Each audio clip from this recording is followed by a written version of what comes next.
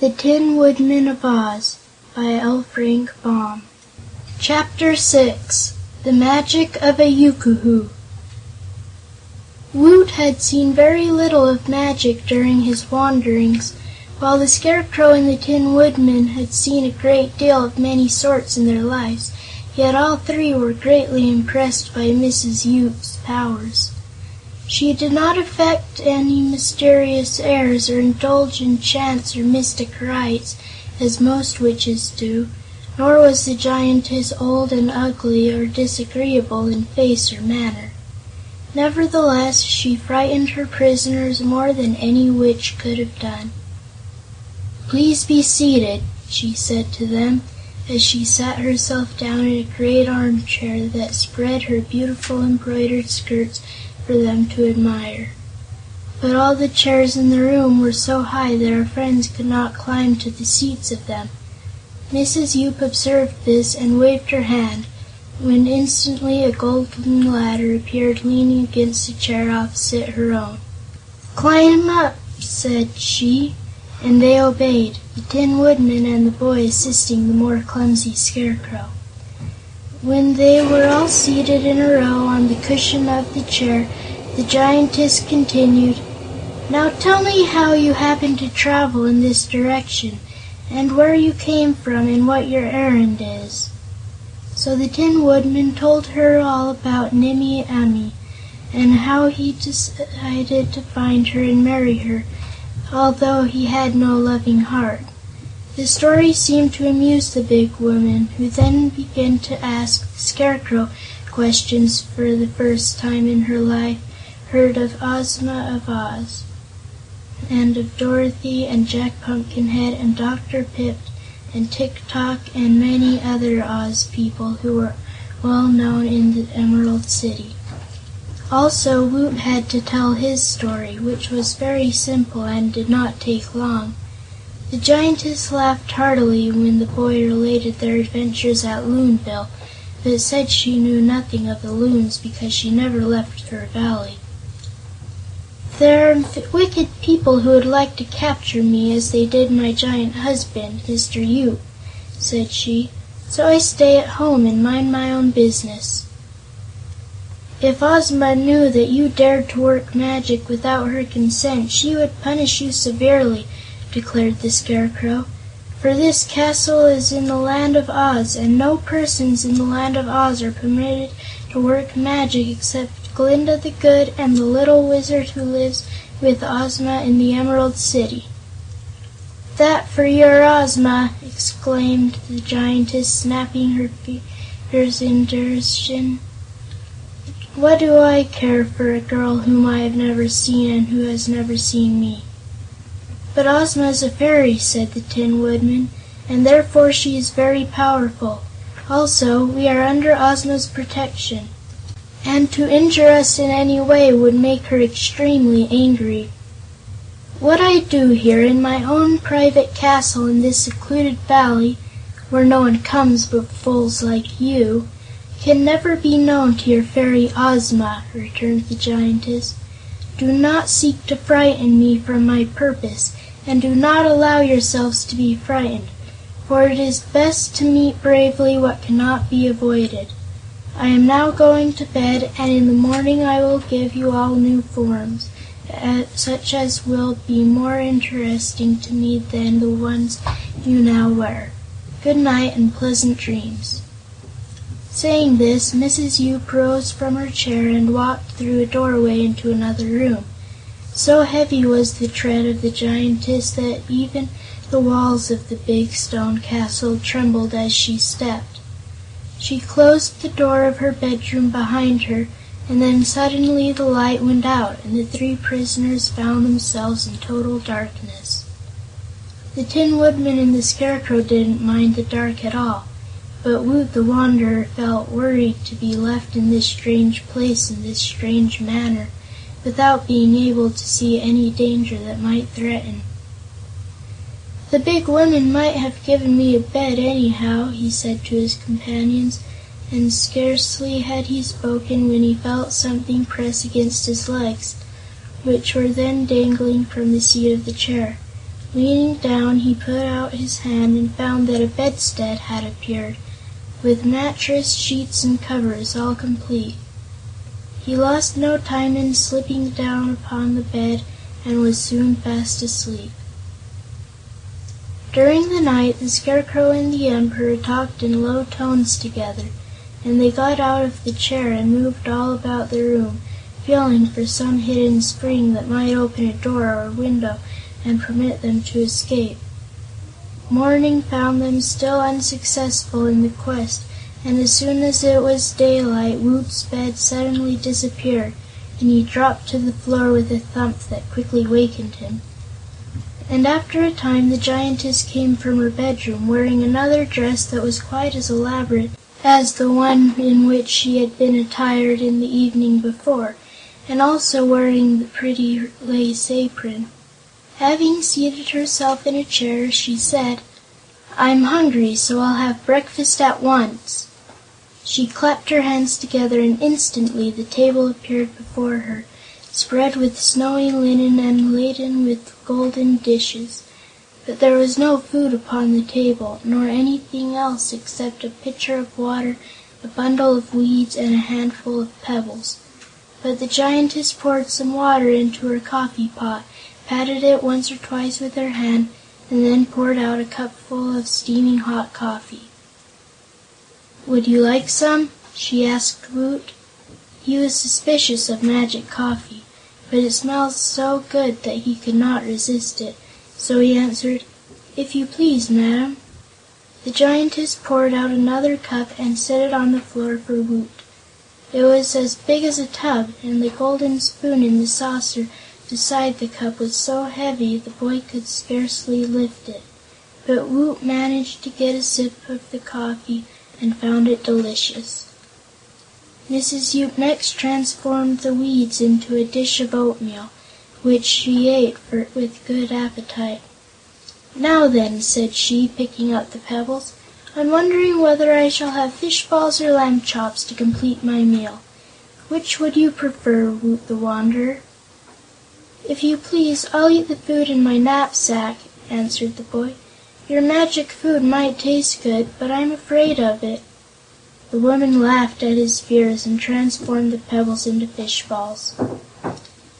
"I suppose you think that after you had eaten this food it would turn to stones again and make you sick," she remarked, "but that would be impossible. Nothing I transform ever gets back into its former shape again, so I have to be careful of my transformations," she added, busily eating while she talked. "For while I can change forms at will, I can never change them back again, which proves that even the powers of a clever Yookoohoo are limited. When I have transformed you three people, you must always wear the shapes that I have given you." "Then please don't transform us," begged Woot, "for we are quite satisfied to remain as we are." "I am not expecting to satisfy you, but intend to please myself," she declared, "and my pleasure is to give you new shapes. For, if by chance your friends came in search of you, not one of them would be able to recognize you." Her tone was so positive that they knew it would be useless to protest. The woman was not unpleasant to look at, her face was not cruel, her voice was big but gracious in tone, but her words showed that she possessed a merciless heart, and no pleadings would alter her wicked purpose. Mrs. Yoop took ample time to finish her breakfast, and the prisoners had no desire to hurry her, but finally the meal was concluded and she folded her napkin and made the table disappear by clapping her hands together. Then she turned to her captives and said, "The next thing on the program is to change your forms." "Have you decided what forms to give us?" asked the Scarecrow uneasily. "Yes, I dreamed it all out while I was asleep. This Tin Man seems a very solemn person." Indeed, the Tin Woodman was looking solemn just then, for he was greatly disturbed. "So I shall change him into an owl." All she did was to point one finger at him as she spoke, but immediately the form of the Tin Woodman began to change, and in a few seconds Nick Chopper, the Emperor of the Winkies, had been transformed into an owl, with eyes as big as saucers and a hooked beak and strong claws. But he was still tin. He was a tin owl, with tin legs and beak and eyes of feathers. When he flew to the back of a chair and perched upon it, his tin feathers rattled against one another with a tinny clatter. The Giantess seemed much amused by the Tin Owl's appearance, for her laugh was big and jolly. "You're not liable to get lost," said she, "for your wings and feathers will make a racket wherever you go. And, on my word, a tin owl is so rare and pretty that it is an improvement on the ordinary bird. I did not intend to make you tin, but I forgot to wish you to be meat. However, tin you were and tin you are, and as it's too late to change you now, that settles it." Until now, the Scarecrow had rather doubted the possibility of Mrs. Yoop's being able to transform him or his friend the Tin Woodman, for they were not made as ordinary people are. He had worried more over what might happen to Woot than to himself, but now he began to worry about himself. "Madam," he said hastily, "I consider this action very impolite. It may even be called rude, considering we are your guests." "You are not my guests, for I did not invite you here," she replied. "Perhaps not, but we craved hospitality. We threw ourselves upon your mercy, so to speak, and we now find you have no mercy. Therefore, if you will excuse the expression, I must say it is downright wicked to take our proper forms away from us and give us others we do not care for." "Are you trying to make me angry?" she asked, frowning. "By no means," said the Scarecrow. "I'm just trying to make you act more ladylike."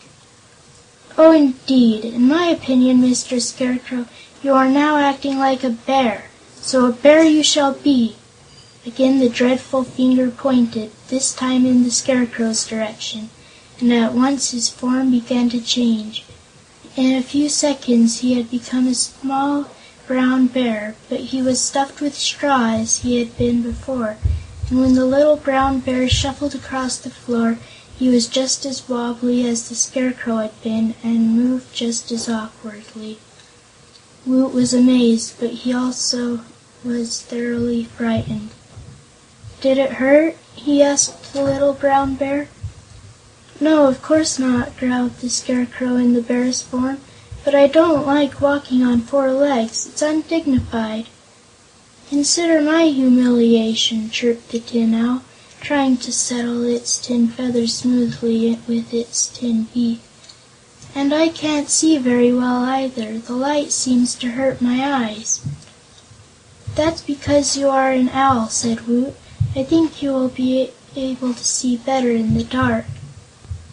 "Well," remarked the Giantess, "I am very pleased with these new forms, for my part, and I am sure you will like them better when you get used to them. So now," she added, turning to the boy, "it is your turn." "Don't you think you'd better leave me as I am?" asked Woot in a trembling voice. "No," she replied, "I'm going to make a monkey of you. I love monkeys, they're so cute, and I think a green monkey will be lots of fun and amuse me when I am sad." Woot shivered, for again this terrible magic finger pointed, and pointed directly his way. He felt himself changing, not so very much, however, and it didn't hurt him a bit. He looked down at his limbs and body, and found that his clothes were gone and his skin covered with a fine silk-like green fur. His hands and feet were now those of a monkey. He realized he really was a monkey, and the first feeling was one of anger. He began to chatter as monkeys do. He bounded to the seat of a giant chair, and then to its back, and with a wild leap sprang upon the laughing Giantess. His idea was to seize her chair and pull it out by the roots, and so have revenge on her wicked transformations. But she raised her hand and said, "Gently, my dear monkey, gently. You're not angry. You're happy as can be." Woot stopped short. No, he wasn't a bit angry now. He felt as good-humored and gay as ever when he was a boy. Instead of pulling Mrs. Yoop's hair, he perched on her shoulder and smoothed her soft cheek with his hairy paw. In return, she smiled at the funny green animal and patted his head. "Very good," said the Giantess. "Let us all become friends and happy together. How is my Tin Owl feeling?" "Quite comfortable," said the Owl. "I don't like it, to be sure, but I'm not going to allow my new form to make me unhappy. But tell me, please, what is a Tin Owl good for?" "You are only good to make me laugh," replied the Giantess. "Will a stuffed bear also make you laugh?" inquired the Scarecrow, sitting back on his haunches to look up at her. "Of course," declared the Giantess, "and I have added a little magic to your transformations to make you all contented with wearing your new forms. I'm sorry I didn't think to do that when I transformed Polychrome into a canary bird, but perhaps when she sees how cheerful you are, she will cease to be silent and sullen and take to singing. I will go get the bird and let you see her." With this, Mrs. Yoop went into the next room and soon returned, bearing a golden cage in which sat upon a swinging perch a lovely yellow canary.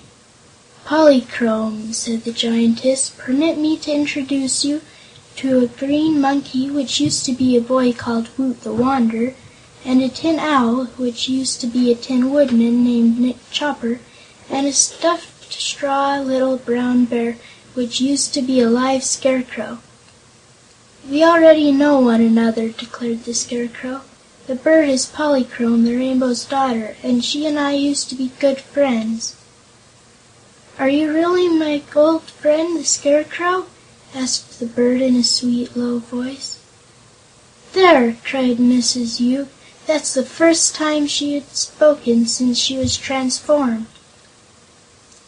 "I am really your old friend," answered the Scarecrow, "but you must pardon me for appearing just now in this brutal form."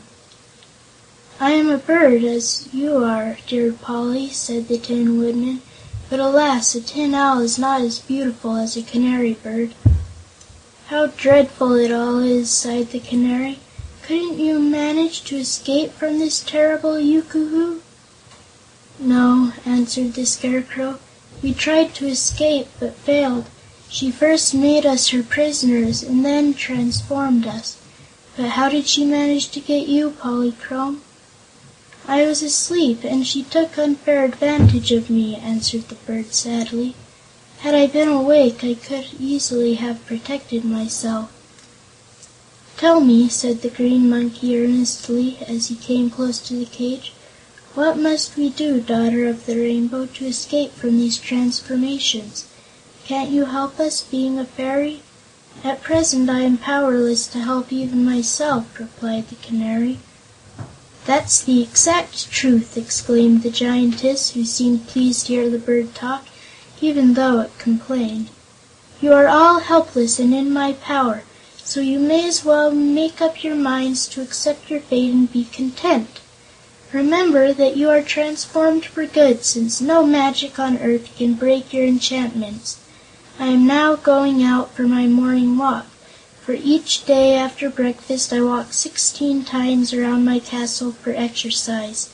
Amuse yourselves while I am gone, and when I return I hope to find you all reconciled and happy."